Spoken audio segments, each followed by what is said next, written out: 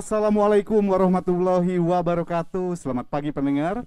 Seperti yang tadi disampaikan oleh rekan saya Widi dari Studio Pro 1 RRI Bandung, pada pagi hari ini tim Dialog Luar Studio RRI Bandung akan berbincang-bincang bersama 3 orang narasumber hebat mengupas tentang seperti apa strategi kebangkitan pariwisata di Kota Bandung.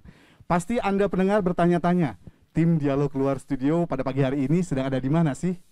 Nah, kami pada pagi hari ini tengah berada di sebuah tempat yang sangat sejuk, dikelilingi dengan pohon-pohon yang luar biasa besarnya, rindang, teduh, dan terdengar juga banyak suara-suara binatang yang menghiasi pagi hari ini nih pendengar. Nah, pasti sudah sedikit kebayang nih oleh pendengar kita ada di mana kita sekarang. Sekarang pagi hari ini kita tengah berada di Kebun Binatang Bandung. Kok di kebun binatang, Kang? Kenapa di kebun binatang? Nah, karena kebun binatang Bandung ini merupakan salah satu objek wisata yang sangat terkenal yang kerap kali menjadi pusat-pusat hiburan untuk masyarakat di Kota Bandung maupun di luar Kota Bandung, khususnya keluarga. Di mana di akhir pekan keluarga biasa mengunjungi tempat ini untuk sekaligus mengedukasi anak-anak, memperkenalkan seperti apa sih hewan-hewan itu, seperti apa bentuknya, warnanya, dan variasi lainnya. Nah, pendengar, untuk kita berbincang-bincang dan menggali berbagai informasi terkait seperti apa strategi kebangkitan pariwisata di Kota Bandung, saat ini di sebelah kiri saya tengah bersama 2 orang narasumber yang sudah hadir. Kebetulan ada 1 orang narasumber lagi yang masih dalam perjalanan, dan kita pun masih menantikannya. Yang pertama dengan setelan pakaian khas Sunda nih, pakaian pangsi Sunda berwarna hitam-hitam dengan ikat kepala. Beliau pun seorang aktivis, beliau seorang akademisi.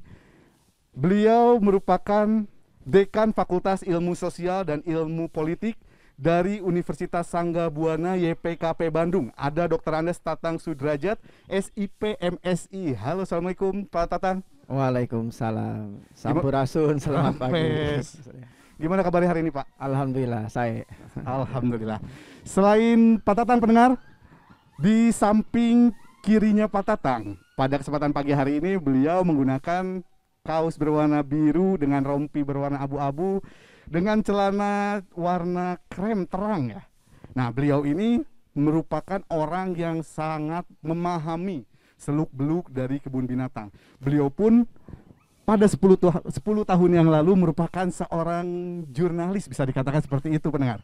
Nah, yaitu adalah Marketing Komunikasi Kebun Binatang Bandung, ada Sulhan Safi'i, atau biasa saya memanggil beliau Mang Aan. Assalamualaikum Mang Aan. Waalaikumsalam Kang Wildan. Gimana kabarnya Mang hari ini? Alhamdulillah sehat luar biasa. Alhamdulillah. Dan selain ada Pak Aan dan Pak Tatang, kami pun saat ini masih menantikan ada Kepala Dinas Kebudayaan dan Pariwisata Kota Bandung, Ibu Dewi Kaniasari, atau yang mungkin pendengar lebih akrab mendengarnya, beliau adalah Ibu Kenny, yang saat ini masih dalam perjalanan menuju Kebun Binatang Bandung ini.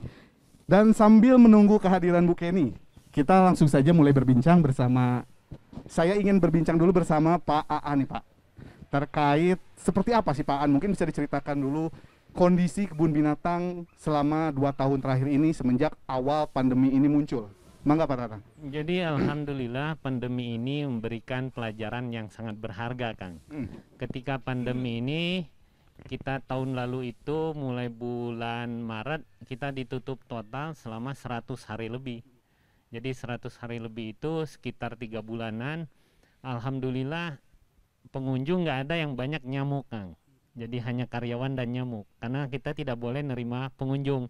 Jadi total praktis kita menggunakan tabungan yang ada untuk membiayai pakan kita dan juga upah karyawan.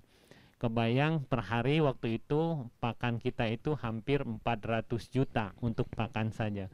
Kita punya satwa itu sekitar 850 ekor satwa. Nah, itu harus diberi makan hampir rata-rata setiap hari. Cuma buaya saja yang makannya jarang gitu kan. Nah, itu 850 itu setiap hari dikasih makan, yaitu angkanya hampir 400 juta, ya lumayan menguras kantong perusahaan. Nah, selama 3 bulan ditutup itu Pak, apakah ada bantuan yang diterima dari baik itu pemerintah maupun pihak swasta untuk memberikan makan untuk hewan-hewan sebanyak 850 ekor ini Pak? Alhamdulillah dari swasta banyak, dari pemerintah juga ada, alhamdulillah. Jangan disebutkan angkanya ya. Nah, kalau dari swasta, alhamdulillah kita ada salah satu perusahaan supermarket itu yang setiap hari memberikan buah-buahan dan sayuran buat kita. Jadi yang kualitasnya masih sangat layak makan. Kemudian juga ada dari beberapa lazis itu kita dibantu untuk tahun lalu. Kemudian yang menarik adalah kita dihubungi beberapa orang dari luar kota Bandung. Jadi ada anak-anak SMA dari Kalimantan mengontak saya waktu itu, Pak, kita mau donasi buat Anda, buat kebun binatang, atau kita sebut sekarang Bazoga. Ya saya bilang syukur alhamdulillah, karena ketika kita memviralkan kekurangan pakan ternyata banyak yang berempati Kang. Jadi masih banyak yang menyayangi satwa. Begitu. Apakah ada satwa selama pandemi ini Pak yang mereka harus dipindahkan dari kebun binatang Bandung ini ke kebun binatang lain akibat kesulitan untuk bertahan nih Pak? Alhamdulillah itu tidak terjadi Kang, karena terus terang saja tahun lalu untuk menutupi pakan itu dengan sangat terpaksa kita belah upah karyawan kita, separuh dibawa pulang, separuh untuk membeli pakan satwa-satwa kita. Itu lumayan berjalan sekitar 3 bulan atau 4 bulan ya. Sama dengan tahun ini juga begitu, kita membelah upah karyawan kita, setengah dibawa pulang, setengah untuk membelikan pakan satwa kita. Jadi ya harap maklum kalau karyawan di kebun binatang, kalau kejadian seperti itu kita sudah maklum. Nah itu kondisi terjadi ketika awal kemunculan pandemi berarti ya Pak.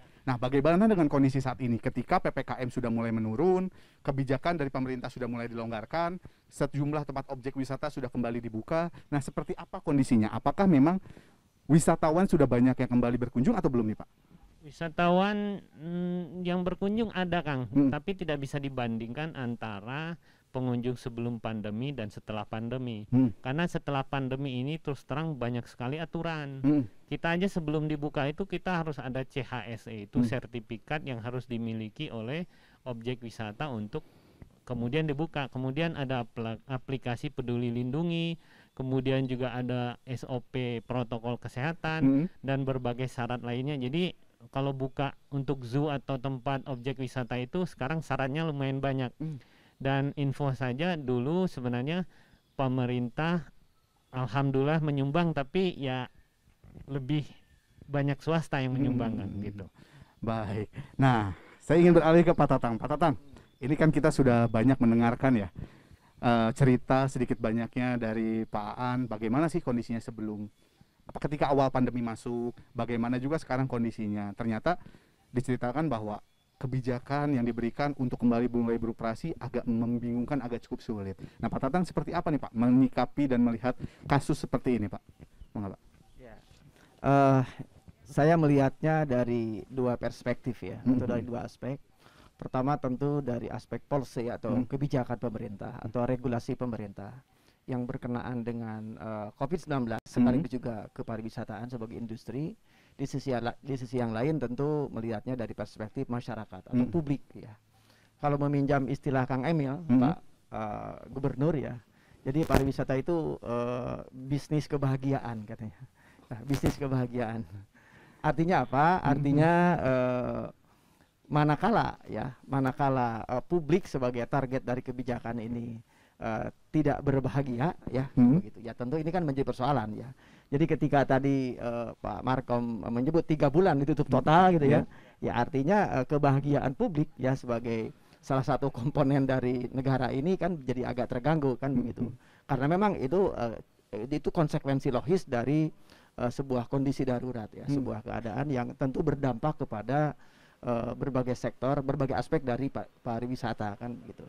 Jadi kebahagiaan yang selama 3 bulan itu drastis turun ya, salah satunya destinasi kebun binatang kan menjadi sekarang menuju pulih kan begitu. Apalagi tentu sekarang level PPKM kan sudah turun ya, di Kota Bandung khususnya menjadi level 2 kalau tidak salah. Sehingga berbagai hal menuju kebahagiaan itu kan semakin terbuka lebar begitu. Saya melihatnya seperti itu. Ya. Nah, bagaimana cara mengembalikan agar bisa seperti sedia kala nih Pak? Apa yang perlu diperhatikan ketika pemerintah mengambil sebuah kebijakan untuk kembali membuka sejumlah sektor pariwisata di Kota Bandung? Karena kita ketahui sektor wisata di Kota Bandung tidak hanya kebun binatang, ada beberapa tempat-tempat wisata lainnya yang menjadi destinasi wisata favorit di Kota Bandung, Pak. Oke. Sekali lagi saya dari dua perspektif yang tadi ya. Yang pertama adalah dari konsistensi kebijakan ya. Tentu konsistensi implementasi kebijakan, baik berkenaan dengan peraturan daerah tentang kepariwisata, penyelenggaraan kepariwisataan dengan berbagai peraturan wali kotanya yang tentu saja itu adalah suatu modal besar ya bagi kita untuk mengembangkan kepariwisataan di tengah-tengah kondisi yang belum habis total atau belum turun total ya.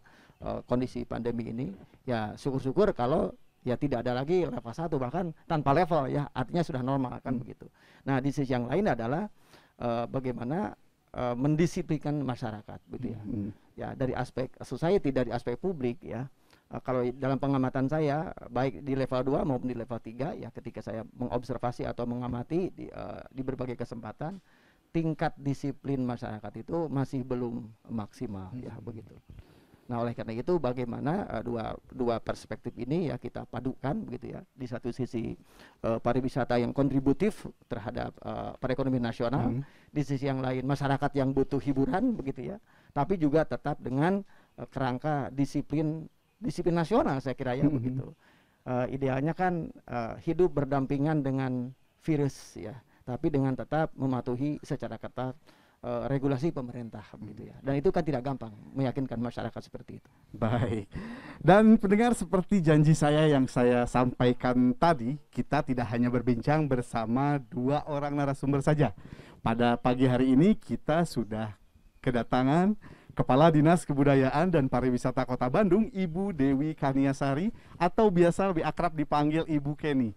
Assalamualaikum warahmatullahi wabarakatuh, Bu Kenny. Waalaikumsalam warahmatullahi wabarakatuh. Gimana kabarnya nih, Bu? Alhamdulillah sehat semua ya. Alhamdulillah. Sehat semua terus. Bu, nih Wildan pengen langsung ngobrol-ngobrol dan bertanya sama Bu Kenny nih, Bu. Tadi Wildan sebelumnya sudah sempat membahas dengan Pak An selaku marketing komunikasi di Kebun Binatang Bandung bahwa kondisinya ternyata sangat parah nih, Bu. Sejak awal kemunculan pandemi, 850 ekor satwa terpaksa harus berupaya sekeras mungkin agar tetap bisa hidup. Sampai saat ini pun ketika kebijakan dari pemerintah sudah mulai dilonggarkan, wisatawan masih belum banyak seperti dulu. Nah, sebenarnya ada strategi seperti apa nih, Bu, yang disiapkan oleh Dinas Kebudayaan dan Pariwisata Kota Bandung agar mampu mengembalikan situasi mungkin bisa dikatakan tidak senormal dulu, tetapi mendekati ke arah normal, Ibu, supaya geliat masyarakat di Kota Bandung maupun yang di luar Kota Bandung bisa kembali meningkat nih, Bu. Mangga, Bu Kenny. Ya, terima kasih. Pertama-tama mungkin perlu kita camkan bersama ya bahwa pandemi ini tidak hanya dialami oleh kebun binatang ya, tidak hanya dialami oleh Kota Bandung, tidak hanya dialami oleh Indonesia saja, tapi seluruh dunia. Nah, kemudian ini adalah tugas kita semua, bukan hanya pemerintah saja ya. Jadi masyarakatnya juga, kemudian seluruh unsur pentahelix ya, terutama itu juga terlibat. Jadi tidak hanya pemerintah saja. Kemudian selanjutnya kami dari pemerintah Kota Bandung pada saat awal pandemi itu sekitar bulan Maret 2020 ya, itu langsung membentuk satuan tugas ya, satuan tugas untuk COVID ini. Nah, kemudian di awal atau di akhir 2020 itu sudah dimulai itu ada Satgas Pemulihan Ekonomi. Ya, jadi kami dari Disbudpar ini terutama yang berkaitan dengan sektor pariwisata dan juga ekonomi kreatif dan seni budaya dipercaya untuk menjadi koordinator ya. Ketuanya sih ada Bapak Asisten Ekonomi Pembangunan. Nah, di situ Satgas Pemulihan Ekonomi ini terdiri dari berbagai macam unsur pentahelix tadi ya. ada akademisinya, ada pemerintahnya juga, ada medianya, ada komunitasnya juga, ada juga dari asosiasi ya usaha dunia usaha. Nah, perlu diketahui juga bahwa kami Satgas ini, baik itu Satgas untuk pemulihan ekonomi maupun Satgas dalam rangka untuk pencegahan tersebarnya virus, selalu berusaha untuk menyeimbangkan antar unsur kesehatan dan juga unsur ekonominya. Jadi jangan sampai ekonomi naik tapi orang-orang pada sakit gitu kan, atau sebaliknya gitu kan, seperti itu. Nah, itu sampai kita itu Satgas ini bekerja itu hampir mungkin terus-terusan 2 minggu sekali malahan. Akhir-akhir ini pada saat PPKM malah seminggu sekali banyaknya ya. Karena itu tadi kami ingin menyampaikan kepada masyarakat bahwa peraturan wali kota ini sifatnya adaptif, tidak kaku gitu kan. Karena itu tadi kita berusaha menyeimbangkan unsur kesehatan dan ekonominya ya. Seperti itu, dan alhamdulillah dengan kerja keras ya dan kerjasama kolaborasi dari semua unsur, baik itu pemerintah maupun masyarakatnya, alhamdulillah sekarang Bandung masuk ke level 2 PPKM gitu. Mudah-mudahan ini terus meningkat ya, nanti sampai ke level 1. Surabaya kalau tidak salah sudah level 1. Ayo jangan kalah lah dengan Surabaya ya, kota Bandung. Saya pribadi saya yakin Bandung bisa ya. Apalagi kalau semua unsur itu yang tadi saya sampaikan ini terlibat, terutama dalam hal mengedukasi masyarakat. Ya, mengedukasi masyarakat terutama dalam hal disiplin melaksanakan prokesnya itu dan juga konsisten. Jangan hanya memakai masker itu karena disuruh gitu kan, atau seperti itu. Nah, khusus untuk sektor pariwisata dari tahun 2020 terutama di pertengahan 2020 sampai hari ini itu selalu kita usulkan beberapa relaksasi ya. Jadi terutama di pertengahan 2020 itu kita sudah menuju ke pemulihan ekonomi sebetulnya. Menuju ke pemulihan ekonomi, tapi ternyata ada gelombang kedua ya. Ada gelombang kedua. Sebetulnya kita sudah merancang desain rencana aksi dan strategi ya pada saat pertengahan sampai akhir 2020 itu, namun kemudian ada gelombang kedua sehingga di 2021 kita coba meredesain kembali ya. Tapi yang intinya adalah kita juga harus tetap inline dengan apa yang diatur oleh pemerintah pusat. Gitu. Jadi pemerintah daerah ya tidak bisa serta-merta cari cara sendiri gitu kan, seperti itu. Namun demikian kita juga selalu mengupayakan adanya penyesuaian yang mungkin bisa membuat everybody happy gitu ya. Dalam hal ini kita juga jangan sampai membuat tenaga kesehatan repot gitu ya, tapi juga di satu pihak juga ini teman-teman stakeholders kami ya, mitra binaan kami juga terpuruk gitu kan, seperti itu. Nah, akhirnya kita pertama itu adalah kita melakukan satu inovasi, yaitu pemanfaatan teknologi informasi dan komunikasi. Mungkin apabila di sini para pemirsa sudah menjadi follower sosial media Dinas Pariwisata ya, itu banyak sekali program dan kegiatan yang kita lakukan melalui kegiatan-kegiatan virtual atau online atau daring ya, seperti itu. Itu salah satu upaya kita ya, terutama pada saat pandemi lagi naik-naiknya tuh di Kota Bandung tuh. Jadi kita tidak berdiam diri, kita lakukan beberapa inovasi, salah satunya dengan penggunaan pemanfaatan teknologi tersebut, seperti itu. Nah, selanjutnya dengan yaitu tadi kita terus adaptif untuk penyesuaian aturan wali kota gitu ya. Dan alhamdulillah epidemiologis di Kota Bandung secara angka itu terus membaik. Nah, ini kita mulai, yang pertama adalah di pertengahan, mungkin bukan di pertengahan, mungkin di triwulan pertama lah ya, 2021 kita lakukan vaksinasi ya, vaksinasi, kemudian juga ada memfasilitasi CHSE untuk sertifikasi Clean Health environment sustainability dan safety-nya. Kemudian juga sekarang tambahan lagi ada memfasilitasi untuk aplikasi Peduli Lindungi. Karena di Inmendagri itu selalu disampaikan mengenai aturan untuk operasionalisasi Peduli Lindungi ini, ya. Jadi seperti itu, Kang. Nah, selain itu juga kita lakukan promosi-promosi, tetap kita lakukan promosi-promosi, ya. Jangan sampai ini kan hampir 2 tahun nih pandemi ini. Jangan sampai wisatawan-wisatawan yang menjadi dulunya regular tourism ke Kota Bandung ini menjadi lupa itu ya, melupakan Bandung. Nah, kita mengupayakan jangan sampai regular turis ini tidak melupakan Kota Bandung. Jadi kegiatan-kegiatan promosi kita lakukan secara daring juga. Pernah kita lakukan dengan Malaysia, dengan Singapura, karena itu market kita yang terbesar ya. Kita bekerja sama dengan badan promosi juga, seperti itu ya. Dan juga asosiasi-asosiasi. Jadi itu yang kita lakukan. Jadi promosi-promosi terus kita lakukan. Kegiatan-kegiatan virtual juga terus kita lakukan. Seperti itu. Jadi itu. Nah, sekarang untuk level kedua, alhamdulillah nih ada beberapa pelonggaran dan bahkan di Inmendagri yang terakhir nih ya, nomor 53. Ini justru yang terbanyak ini di usaha pariwisata ya. Tadi malam kami baru melakukan rapat koordinasi dengan Pak Sekda selaku Ketua Harian Satgas Covid Kota Bandung. Kita sudah berdiskusi dan mudah-mudahan di hari ini ya, mudah-mudahan hari ini peraturan wali kota yang terbaru itu sudah hadir dan di situ nanti bisa dilihat beberapa pelonggaran yang kita ajukan. Mudah-mudahan itu terrealisasi semua. Tadi malam saya usulkan beberapa, yaitu salah satunya untuk kegiatan MICE.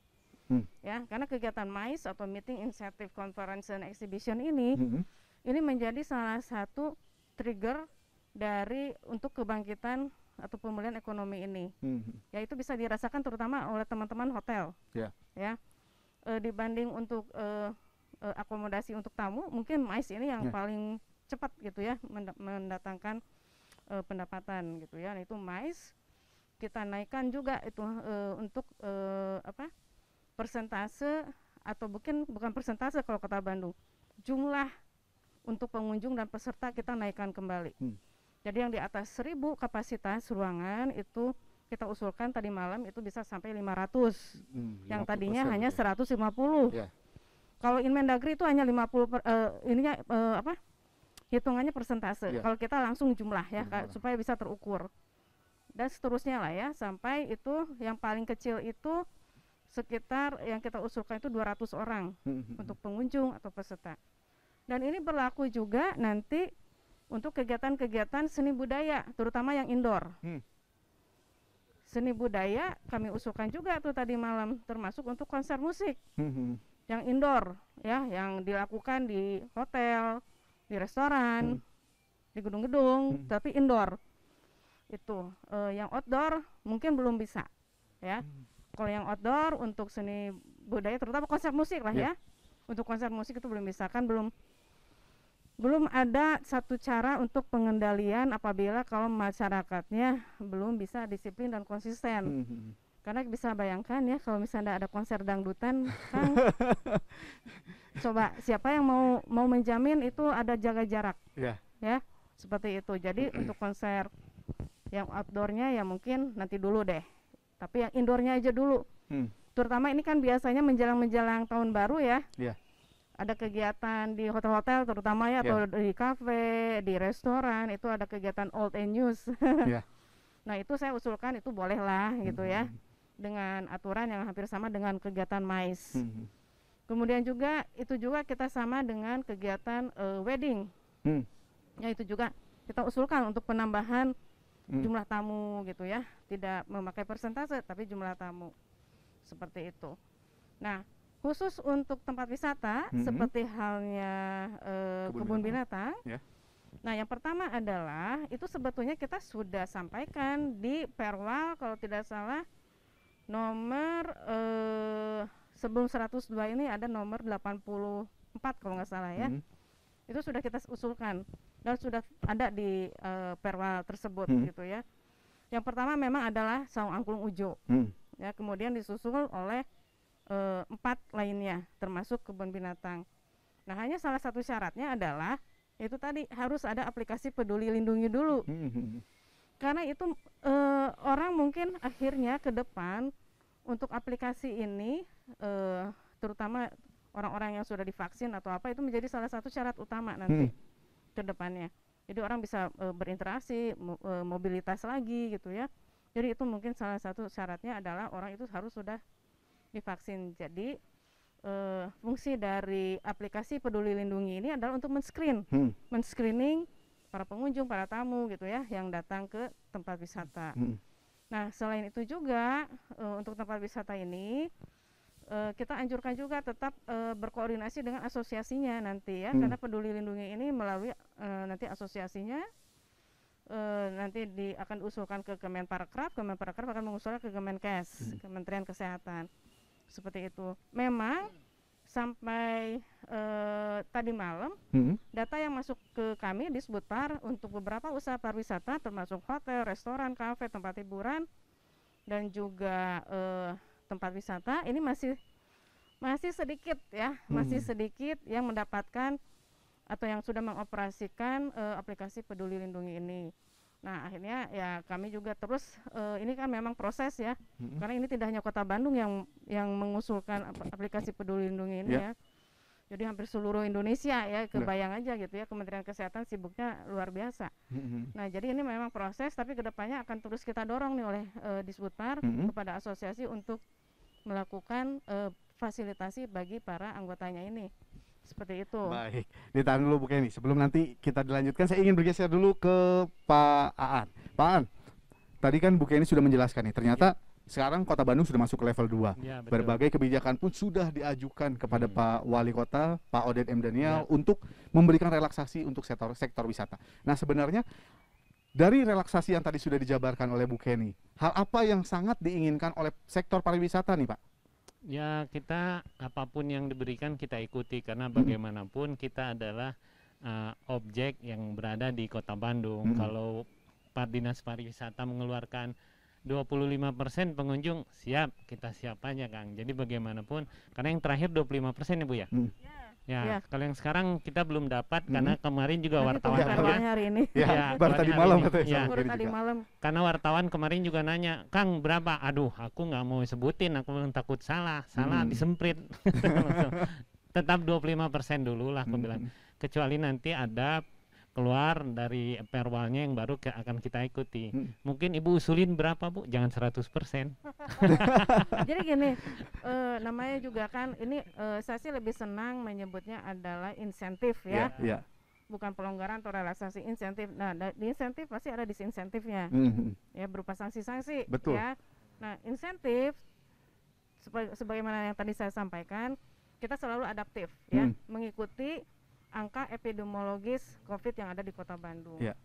Memang alhamdulillah ini naik turun gitu kan ya. Tapi PPKM ini alhamdulillah ini terus Bandung ini membaik terus kan sampai ke level 2. Nah, usulan-usulannya tentu kita tambah ya, untuk baik itu untuk jam operasional, untuk jumlah pengunjung dan seterusnya. Tapi ya pelan-pelan, jangan sekaligus misalnya minta 100% misalnya seperti itu. Jangan sampai kita kebablasan atau euforia ya, karena kita masih di masa pandemi ya, masih mengintai ini si COVID ini ya. Jadi kita harus justru makin level ini makin baik, tingkat kewaspadaan juga jangan sampai menurun gitu kan. Nah, makanya kita juga itu tadi kita seimbangkan terus tuh si kesehatan dan ekonomi ini. Tapi intinya pemerintah kota ini melalui Satgas dan kami dari Disbutpar, intinya adalah kami ini adaptif ya, tidak kaku ya, seperti itu, dan berusaha terus mencoba untuk memberikan insentif. Tapi apabila kalau misalnya aturan wali kota ini sampai dilanggar, ya itu juga kami akan berikan sanksi ya. Jadi untuk tempat wisata yang kan tadinya kan tidak boleh ada anak di bawah usia 12 tahun. Insya Allah nanti udah boleh dengan didampingi orang tua, ya seperti itu. Dan ada beberapa tadi malam itu kami usulkan ke Ketua Harian Satgas, tidak hanya tempat wisata, terus ada juga untuk kegiatan tadi MICE, terus ada untuk seni budaya dan termasuk konser musik seperti itu.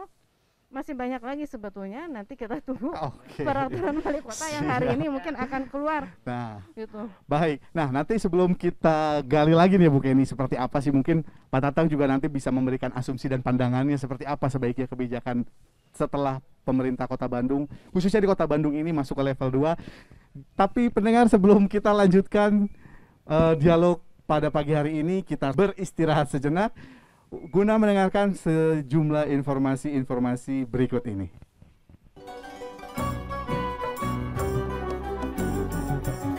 Hutan mengandung berbagai keanekaragaman hayati atau segala sesuatu yang bersifat hidup dan berhubungan dengan kehidupan, yang lebih besar daripada ekosistem lainnya di bumi. Berbagai macam pohon dan tanaman yang ditemukan di hutan tropis terdiri dari keanekaragaman hayati yang intensif. Keanekaragaman hayati ini menjadi penting karena setiap spesies saling bergantung telah berevolusi selama jutaan tahun untuk berinteraksi dan berkembang. Sementara penebangan pohon di hutan terus terjadi, masihkah keanekaragaman hayati dapat terjaga?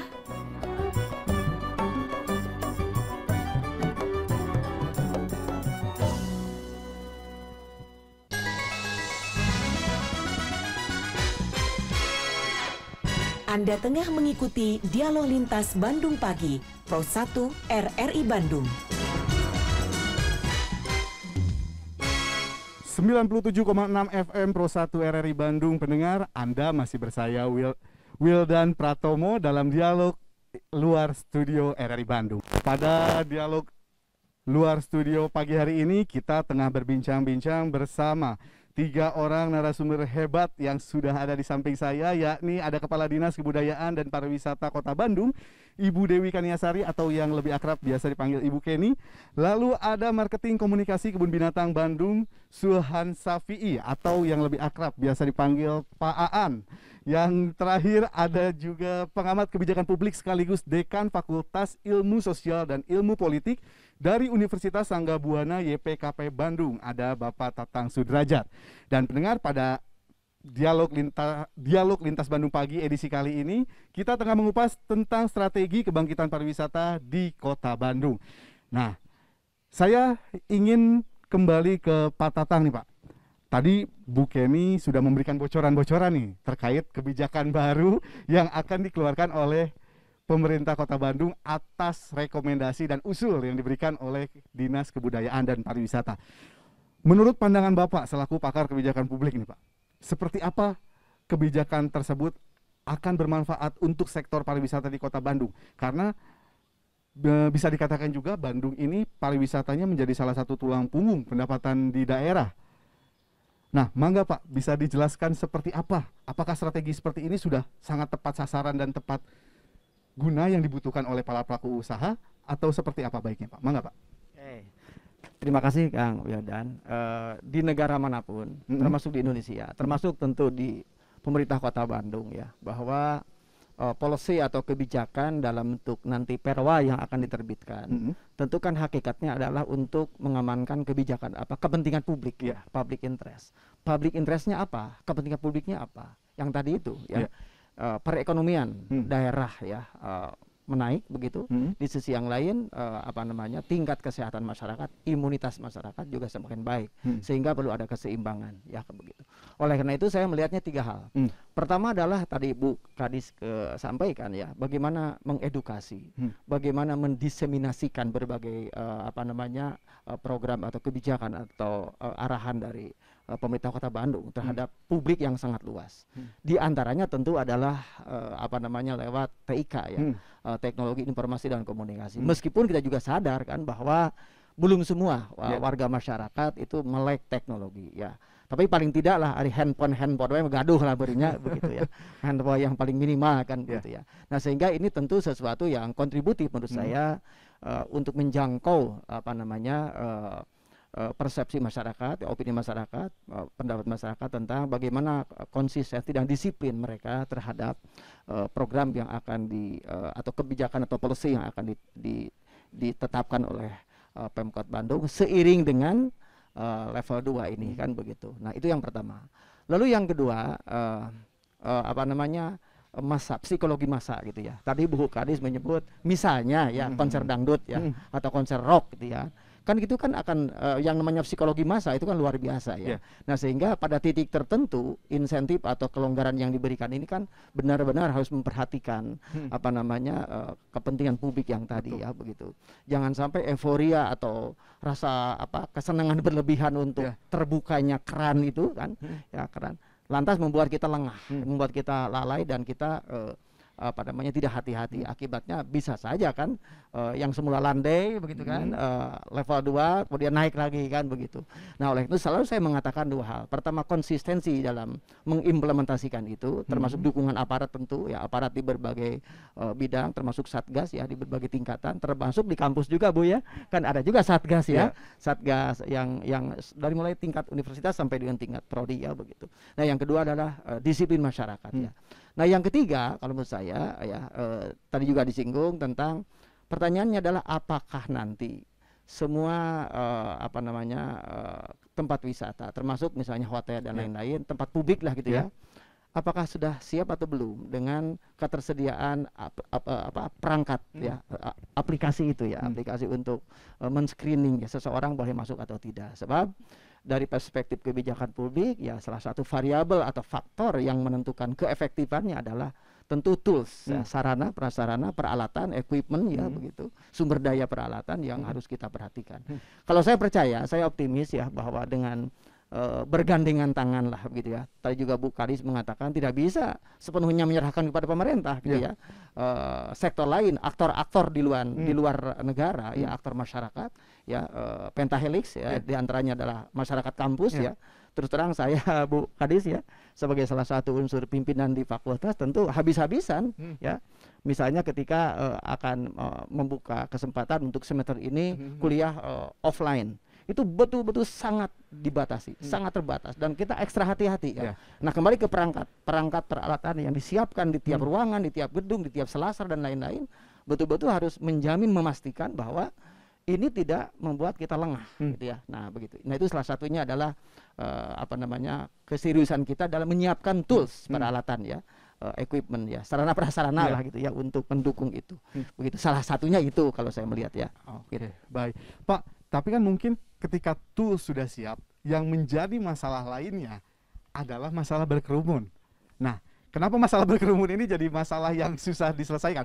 Karena kita tahu Pak, apalagi kalau udah keluarga datang ke kebun binatang, biasanya kan sering banget tuh kita lihat ibu-ibu bawa karpet, bawa makanan, ngaliwet lah bareng-bareng di situ di satu titik, satu tempat yang pada akhirnya walaupun memang hanya keluarganya yang di sana, tetapi kan ketika ada satu ngumpul jadi banyak seolah-olah ngumpul semua di sana, ngumpul di satu titik. Nah, ini seperti apa yang perlu diperhatikan oleh pihak pengelola tempat wisata nih Pak, agar kebiasaan masyarakat kita yang hobi seneng banget ngumpul, seneng banget ngobrol-ngobrol bisa sedikit diminimalisir ataupun dikurangi dulu ketika kondisinya masih seperti ini.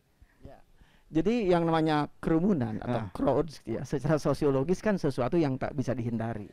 Apalagi secara sosial budaya kan masyarakat kita masyarakat komunal, masyarakat yang tukang ngariung, botram dan lain-lain, termasuk saya tentu saja ya sebagai warga Sunda ya, warga Bandung begitu. Nah, oleh karenanya pertama yang tadi ya rancangan atau kebijakan atau policy wali kota dalam bentuk perwa yang diperbaharui atau yang baru yang mengakomodasi berbagai kepentingan, di satu sisi ekonomi, di sisi yang lain adalah apa namanya kesehatan, termasuk tentu sektor pariwisata gitu ya. Nah, itu benar-benar menyentuh apa namanya sesuatu yang nyata, yang faktual gitu ya begitu. Nah, oleh karenanya ketika ditentukan angkanya sekian misalnya kan untuk setiap baik yang indoor, yang outdoor termasuk kebun binatang gitu ya sebagai destinasi wisata gitu ya. Nah, maka ya wayahanawe gitu ya di satu sisi kalau saya selalu mengatakan konsistensi aparat ya. Aparat di lapangan tentu saja ya. Sebagai misal begini Bu ya, dalam sebuah kesempatan saya pernah datang ke sebuah wedding ya di hotel di Kota Bandung. Padahal sangat terbatas gitu ya. Apa namanya saya perhatikan ada yang dengan tegas menyilahkan ya setelah diketahui dia punya perangkat aplikasi atau bisa menunjukkan bahwa telah divaksin misalnya. Tapi saya juga pernah masuk ke sebuah toko gitu ya di Jalan Buah Batu, toko makanan, melihat ya ternyata seseorang tidak bisa menunjukkan bukti telah divaksin dan yang lain-lain. Kemudian orang ini akan balik kanan, ternyata oleh petugasnya, ya Pak tuh silakan aja lah kalau memang sudah divaksin, gitu kan. Nah, artinya apa yang tadi konsistensi ya. Jadi wayahna we lah ya. Aparat termasuk juga petugas-petugas di setiap tempat ya, termasuk di tempat kuliner tentu saja yang potensi kerumunannya banyak orang gitu ya. Wayahna we harus disiplin, harus konsisten gitu ya. Jadi budaya pakeu ya Bu ya kararagok karena dan sebagainya wayahna kita minimalkan. Karena ini kan kepentingan publik, public interest gitu kan. Kalau kita kalau tidak begitu ya naik lagi lah Kota Bandung jadi level 3. Atau level 4 kan. Jangan sampai Pak. Misalnya kan tapi kalau saya optimis Bu ya. Kalau saya optimis ya dengan melihat tren perilaku masyarakat dan itu optimis. Hanya wayahna ya kudu terus menerus lah gitu ya. Ya. Dan memang tugasnya kita seperti itu kan gitu ya. Termasuk kami yang di akademisi yang di kampus habis-habisan Bu ya dalam mendukung termasuk dari ada edaran terakhir dari Dirjen Dikti Kemendikbudristek nomor 4 tahun 2021 apa yang harus dilakukan kampus dalam rangka terbuka peluangnya kuliah offline kan. Itu luar biasa. Kami harus menyiapkan seperti itu ya. Baik. Nah, bagaimana dari Pak AA nih Pak? Kesiapannya untuk menghadapi ini kan tadi ada bocoran dari Bu Kenny katanya setengah. Ya mungkin dari setengah kapasitas sudah bisa dimasukkan. Jangan dulu bilangin bisa tidak diakomodir. Tapi biasanya kalau diomongin mah jadi Pak. Alhamdulillah. Nah ini bagaimana dengan tadi yang disinggung oleh Pak Tatang? Apakah kesiapan dari alat-alatnya sudah siap? Dan bagaimana dari kebun binatang sendiri mengantisipasi terjadinya kerumunan? Ya, terus terang Kang, kita kalau tidak ada aplikasi Peduli Lindungi, Bu Kenny juga akan bilang, jangan dulu buka. Jadi kita kasih tahu dulu ke Bu Kenny dan Reng-Rengan itu aplikasinya sudah ada, silahkan buka. Kemudian alhamdulillah Senin tanggal 27 September kemarin kita juga sudah buka dan kebetulan juga Ibu ada di sini ya. Jadi kita juga buka itu. Jadi alhamdulillah Kang. Nah, terus tadi menyinggung soal bagaimana mengantisipasi kerumunan. Sebenarnya kita juga men-standby kan semua karyawan untuk mengingatkan pengunjung agar kalau yang perkeluaran nggak apa-apa berkerumun, mereka berkelompok nggak apa-apa. Tapi kalau sudah beda keluarga itu kita ingatkan. Jadi semua karyawan di kebun binatang ini Bu info aja sekalian menjelaskan ke Ibu. Ya, betul. Jadi, setiap karyawan berhak untuk menegur pengunjung yang kalau udaranya segar ya Bu ya dibuka maskernya. Karena di area yang 14 hektar ini dengan tumbuh pohon-pohonan banyak ini kalau pakai masker kalau bahasa Jermannya engap Bu. Jadi mereka buka masker. Itu juga kita ingatkan ketika harus menggunakan masker mereka harus menggunakan masker wajib. Nah ini Kang info kita itu punya atraksi satwa di lapangan utama di panggung utama. Itu beberapa kali kita tiadakan karena terus terang ketika sudah kita deteksi di pintu, oh ini sudah mencapai hampir 1000 atau hampir 1500 yang keluar baru sedikit, ya kita tiadakan salah satunya karena tidak bisa tertahankan ketika orang yang mau melihat pertunjukan itu sudah tidak menghiraukan lagi cakra-cakra itu ya udah diukna padempet jadi susah. Diingatkan mohon tidak mendekati tidak bercampur ya mereka tetap berlaku seperti itu akhirnya pertunjukannya ditiadakan dan itu beberapa kali terjadi terutama di hari Minggu. Terus kita kan juga ada tempat piknik di sini di hutan pinus itu tempat orang-orang botram kita persilahkan mereka botram dengan syarat membawa alas duduk sendiri dan diatur jaraknya jadi tidak boleh campur beda keluarga jadi per keluarga datang misalnya dengan makanannya silakan botram karena terus terang saja kebun binatang itu identik dengan botram Kang. Ya. Jadi itu kita tidak bisa hindarkan. Jadi orang punten Kang, ini jauh-jauh dari misalnya Majalaya, kita mau botram nggak boleh. Wah, dulu tempat botram, ya, jadi kita persilahkan tapi dengan aturan. Jadi gitu Bu. Nanti kalau kapan Ibu lihat boleh di sini lah. Jadi begitu Kang. Baik. Nah, ini gimana dari Bu Kenny Bu? Apakah ketika nanti kebijakan baru di level 2 PPKM ini dikeluarkan, apakah ada bantuan dari Dinas Kebudayaan untuk membantu mengawasi nih Bu? Karena kan kita ketahui juga posisinya ketika tadi dikatakan oleh Pak An, kita mau tidak mau harus mengistirahatkan dulu nih sebagian dari karyawan. Secara otomatis karyawan masih berkurang. Nah untuk tim pengawasannya sendiri apakah ada persiapan tim pengawasan yang dikerahkan oleh pemerintah Kota Bandung untuk membantu di lapangan khususnya di tempat pariwisata Bu? Ya, untuk tim pengawasan ini biasanya kita ada tim gabungan ya. Misalnya di Disbudpar, terutama dengan Satpol PP dan juga dengan unsur kewilayahan. Karena unsur kewilayahan juga itu ketua gugus tugasnya atau satgasnya adalah Pak Camatnya langsung. Ya.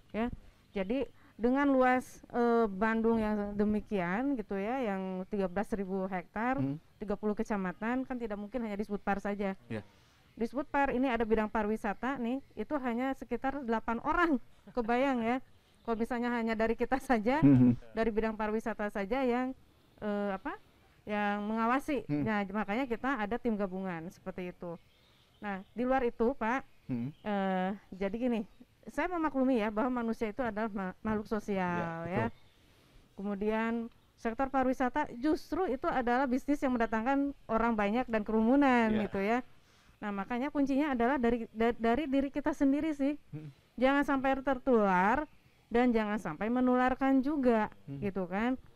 Salah satu upayanya adalah vaksin ya, seperti itu, dan juga prokes.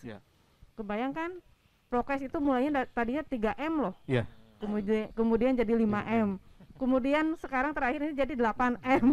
Coba mau sampai 100M apa gitu kan, untuk mendisiplinkan masyarakat. Nah, makanya kami himbau gitu ya untuk masyarakat, semualah termasuk saya, kita disiplin ya untuk prokesnya dan juga konsisten. Jadi ini adalah adaptasi kebiasaan baru ya. Salah satu contoh memakai masker. Jadikan masker itu menjadi fashion aja. Ya, sekarang kan masker udah macam-macam kan. Betul, Pak. Apalagi ibu-ibu ya.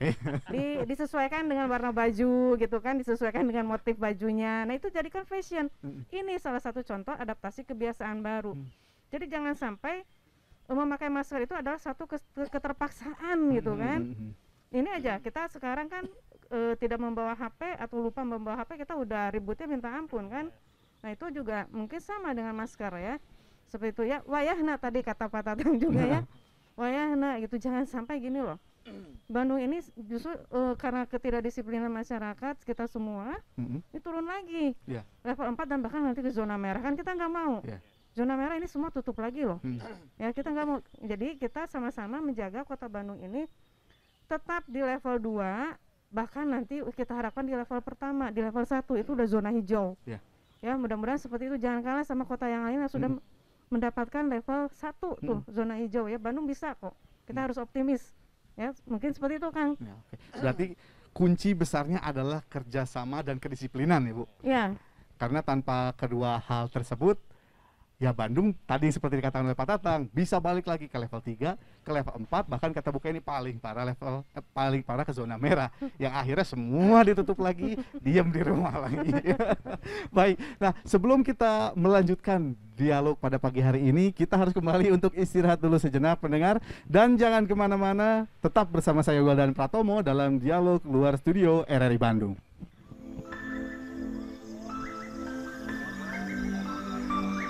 Matahari yang bersinar bisa memberi kehangatan. Bulan yang menyinari di malam hari bisa memberikan ketenangan. Burung-burung bisa hiasi langit. Bunga-bunga yang tumbuh bisa warnai hati. Pohon-pohon yang rindang bisa sejukkan kalbu. Kalau semua itu bisa membahagiakan kita, mengapa kita harus merusaknya? Pembakaran hutan di mana-mana. Penebangan liar merajalela. Akhirnya, siapa yang rugi? Merusak alam berarti merusak rumah sendiri. Jagalah lingkungan untuk generasi kita di masa yang akan datang.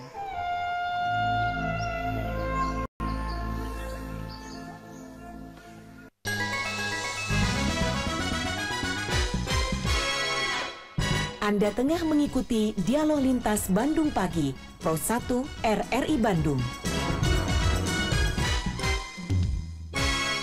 Dari Kebun Binatang Kota Bandung, pendengar, Anda masih bersama saya Wildan Pratomo dalam dialog luar studio RRI Bandung. Dan pendengar, tidak terasa sudah hampir 1 jam saya menemani ruang dengar Anda bersama 3 orang narasumber yang hebat. Ada Kepala Dinas Kebudayaan dan Pariwisata Kota Bandung, ada Ibu Dewi Karnia Sari, atau biasa saya memanggil beliau ada Ibu Kenny, ada juga Kang Aan, beliau merupakan marketing komunikasi dari Kebun Binatang Kota Bandung, dan juga ada Dekan Fakultas Ilmu Sosial dan Ilmu Politik Universitas Sanggah Buana YPKP Bandung, ada Bapak Tatang Sudrajat. Dan sebelum kita memasuki sesi terakhir, saya ingin bertanya dulu ke Pak Aan. Pak, ini kan kondisinya sudah mulai membaik, alhamdulillah sudah mulai membaik. Tadi sempat disinggung oleh Bapak bahwa karyawan sebelumnya cukup banyak yang harus beristirahat dulu sejenak, dirumahkan. Nah, apakah nantinya karyawan yang dirumahkan ini ketika situasi sudah mulai membaik akan kembali dipanggil, mengingat sektor pariwisata ini menjadi salah satu sektor yang menyerap tenaga kerja paling banyak.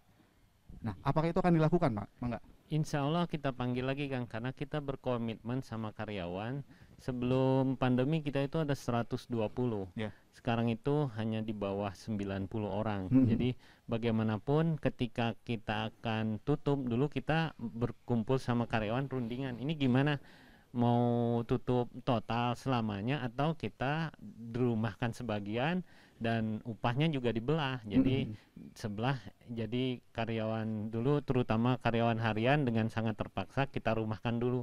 Tapi ketika sudah dibuka ini kita panggil lagi, Kang, beberapa karyawan kontrak, kemudian karyawan harian itu masuk lagi. Jadi kita berharap dengan level yang makin membaik, ya karyawan juga akan masuk lebih banyak lagi. Karena itu berimbas dari jumlah pengunjung, karena bagaimanapun kita pendapatan utama kita itu dari tiket, Kang. Ya. Jadi kalau tutup total, ya itu berjibaku awalnya dulu kita hampir 400 juta per bulan hanya untuk pakan saja. Nah, sekarang kita turunkan lagi setelah dimodifikasi 350 juta per bulan. Jadi itu belum untuk upah karyawan. Tapi dengan pertanyaan tadi ya insya Allah kita akan panggil lagi. Tapi tidak ada yang di PHK ya, Kang, ya? Iya, siap.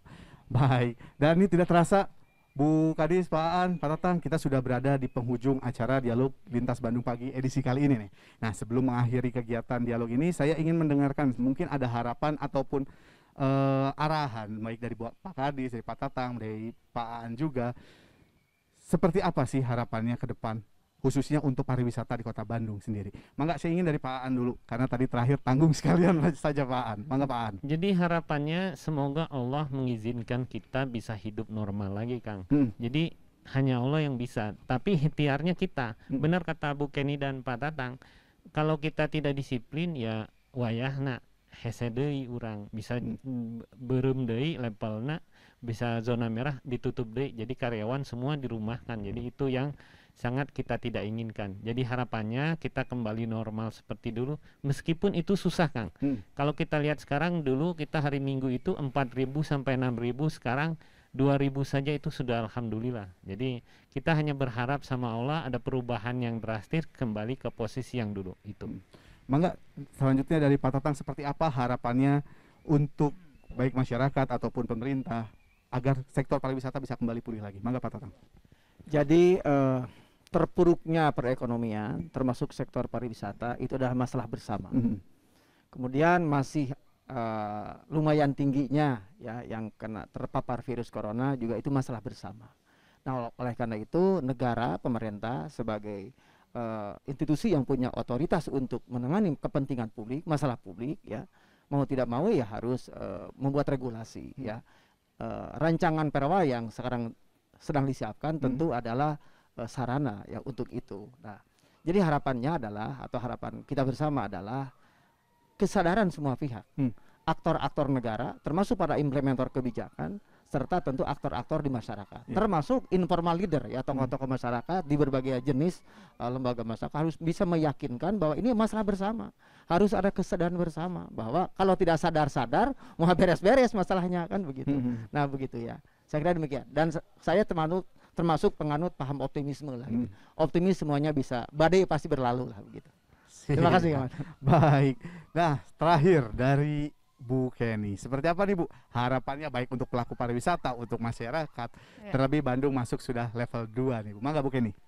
Harapannya sih ke depan ini warga Bandung, masyarakat, seluruh unsur pentahelixnya ini makin guyup ya untuk menjaga kota kita tercinta ini Bandung. Dan juga jangan hanya kota Bandung aja sih sebetulnya, minimal dengan Bandung Rayanya. ya. Jadi kita sama-sama, kita saling mengingatkan, dan juga kegiatan-kegiatan edukasi masyarakat juga makin ditambah dan ditingkatkan dengan berbagai cara ya. Kalau orang pariwisata pasti caranya nanti kita mungkin misalnya mengundang influencer ya. Kita bikin edukasi itu lebih ke entertainmentnya, jadi orang nggak bosan atau orang tidak merasa digurui seperti itu ya. Jadi intinya kami berharap kita semua ini semakin harmoni ya. Ini sesuai dengan tagline tahun ini, Bandung Harmoni Tuntaskan Pandemi ya. Pariwisata bangkit, kesehatan pulih. Nah itu seperti itu harapannya, seperti itu ya. Jadi ada keseimbangan antara kesehatan dan juga ekonominya. Dan saya sangat bersyukur, saya juga sebetulnya sebagai koordinator Satgas untuk pemulihan ekonomi khususnya di sektor pariwisata, sekarang ini udah mulai bangkit dan menggeliat ya untuk pariwisata ini. Dan kita juga teman-teman semua, terutama binaan kami ya, mitra-mitra pariwisata, selalu bersyukur apapun itu yang diatur di dalam peraturan wali kota. Selain bersyukur juga harus kita taati demi menjaga, yaitu tadi Kota Bandung ini jangan sampai terpuruk ke zona merah. Zona merah itu udah deh, tutup lagi semua ya. Justru saya harapannya nanti Bandung ini harus menjadi zona hijau atau level 1 ya, jangan kalah dengan kota yang lain ya.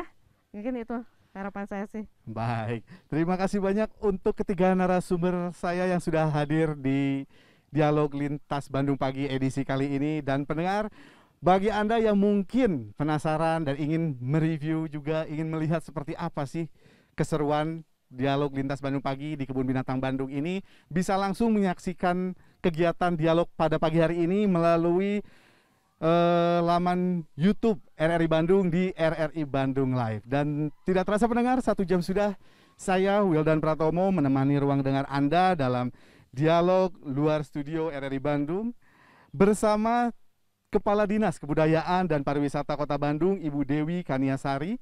Lalu ada juga Marketing Komunikasi Kebun Binatang Bandung, Suhan Safi'i, dan pengamat kebijakan publik, sekaligus Dekan Fakultas Ilmu Sosial dan Ilmu Politik Universitas Sanggabuana YPKP Bandung, Bapak Tatang Sudrajat. Dan terima kasih pendengar atas kebersamaan Anda selama 1 jam ini. Mewakili seluruh kerabat kerja yang bertugas, saya Wildan Pratomo harus pamit undur diri dari ruang dengar Anda. Terima kasih atas kebersamaan Anda dan tetaplah bersama kami, RRI Bandung.